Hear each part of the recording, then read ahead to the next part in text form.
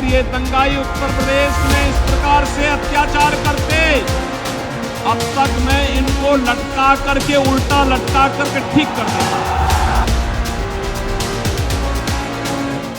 नमस्कार, आप देख रहे हैं वीके न्यूज। मैं हूं आपके साथ योगेश मिश्रा। पश्चिम बंगाल में दंगाइयों और उपद्रवियों के हौसले कितने बुलंद हैं, ये किसी को बताने की जरूरत नहीं है।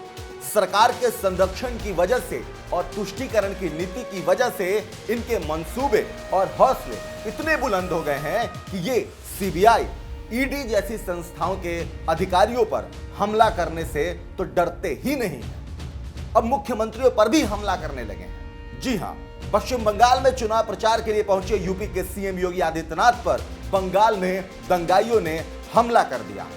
ये हमला मंगलवार को हुआ, जब सीएम का काफिला रैली से लौट रहा था।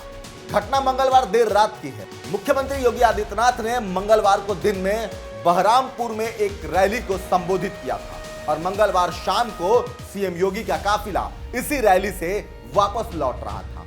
इसी दौरान पश्चिम बर्धमान के दुर्गापुर में डीवीसी चौराहे के पास कुछ लोग मुंह पर सफेद कपड़ा बांधकर आए और उन्होंने सीएम योगी के काफिले पर ईंट पत्थर फेंकने शुरू कर दिए। इस हमले में बीजेपी मंडल 3 के महासचिव श्रीदाम मंडल घायल हो गए। इस हमले में मुख्यमंत्री योगी आदित्यनाथ पूरी तरह सुरक्षित बताए जा रहे हैं। बीजेपी ने इस हमले का आरोप तृणमूल कांग्रेस पर लगाते हुए चुनाव आयोग से शिकायत करने की बात कही।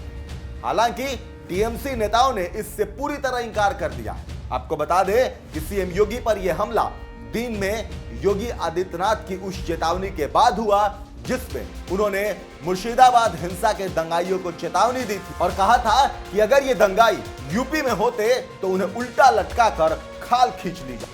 न तो रामनवमी के अवसर पर और न ही नवरात्रि के अवसर पर ही उत्तर प्रदेश में कोई दंगा नहीं होता।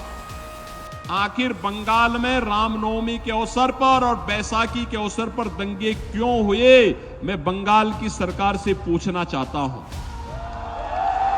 मैं यही पूछना चाहता हूं। और इन दंगाइयों के खिलाफ यहां की सरकार ने कार्रवाई क्यों नहीं की? इन दंगाइयों के खिलाफ कार्रवाई क्यों नहीं की? बहनों और भाइयों, अगर ये दंगाई उत्तर प्रदेश में इस प्रकार से अत्याचार करते, अब तक मैं इनको लटका करके, उल्टा लटका करके ठीक कर देता। और वह हाल इनके कर देते कि इनकी 7 पीढ़ियां भूल जाती कि दंगा कैसे होता है।